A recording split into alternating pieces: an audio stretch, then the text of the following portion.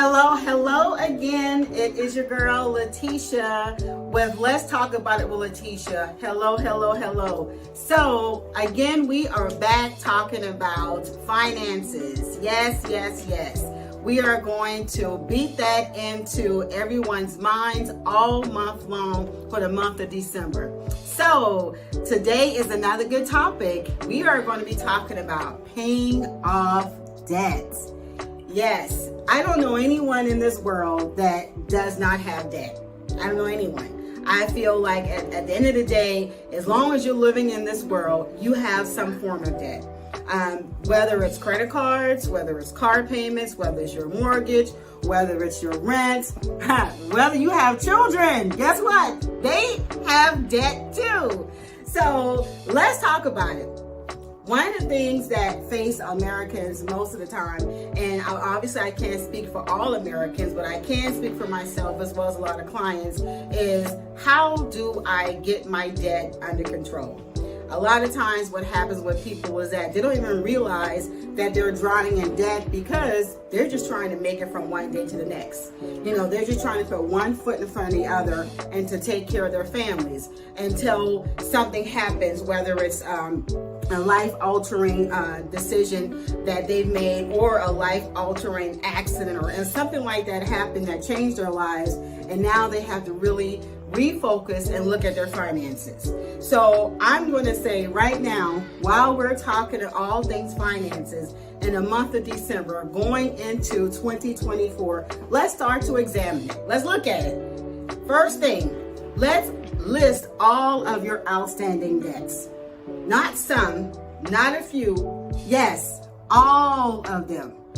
So we're talking about everything from all of your credit cards. For those of us who have not had the blessings of having our student loans forgiven yet, because I am hoping I will be one of those individuals. But your student loan debts, your credit card debts, your car payments, any personal loan debts, revolving debts, your mortgages, all debts that you have, let's list them. Let's make a list so we first and foremost finally know what is it that we have that we're paying on a monthly basis that we actually can start to pay some things off. And I would also say, let's start talking about listing out some subscriptions that you have that you're probably not even using. Well, you might be asking, well, what subscriptions are you talking about? I'm glad you asked. Things such as Hulu, Netflix, if you have YouTube, any softwares that you may be using, Instacart, Walmart.com, any of those things. Again, those, in my opinion, are considered debt because they're not things that is actually necessary for you to survive off of. Again, this is just my opinion. Now, for me, what's necessary is your mortgage or your rent, car payments, which does not have to be a luxury automobile, your utilities. Those are the basic necessities that you need to survive off of. So we want to list all of these debts out. And once you list them out, so especially the ones that is actually a debt that you have to pay because you have a balance on them. And for example, in this case, would be a car payment or a credit card. You want to list that separately. You want to list not only what those debts are, but you also want to list what is your minimum monthly payment. Now just go with me on this, because I know a lot of people are going, wait a minute, I'm paying a minimum, I will never pay that debt off. Just work with me on this. So what is the minimum monthly payment on all these debts? So we've listed those debts out. We've listed what the minimum monthly payments are. So now let's get a calculator and let's add up what is the total debt that you have. So you should have two sets of debts. You have the monthly debt that is not a revolving, meaning you don't earn interest on that, which would be your Hulu, your Netflix, your Amazon Prime. The other set would be those that actually accrue interest. So you may pay $30 and the interest rate is 15%, and then that equates to maybe $33, $35. And I'm just throwing a number out there, so don't beat me up if the math is not exact. Those are credit cards. Those are going to be your car payments. those are going to be any personal loans. You want to list those separately. And just go with me for a second. Now what you're going to do is you're going to add each of those up individually, and you're going to come up with a number. That is going to be the number in which you need to be working towards paying that debt off.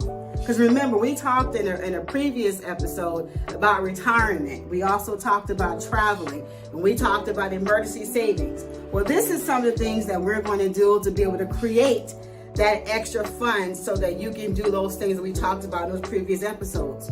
So once you come up with a number, this will give you an idea of what the debt is that you actually have to look like. Now, the next thing I would do is create a budget.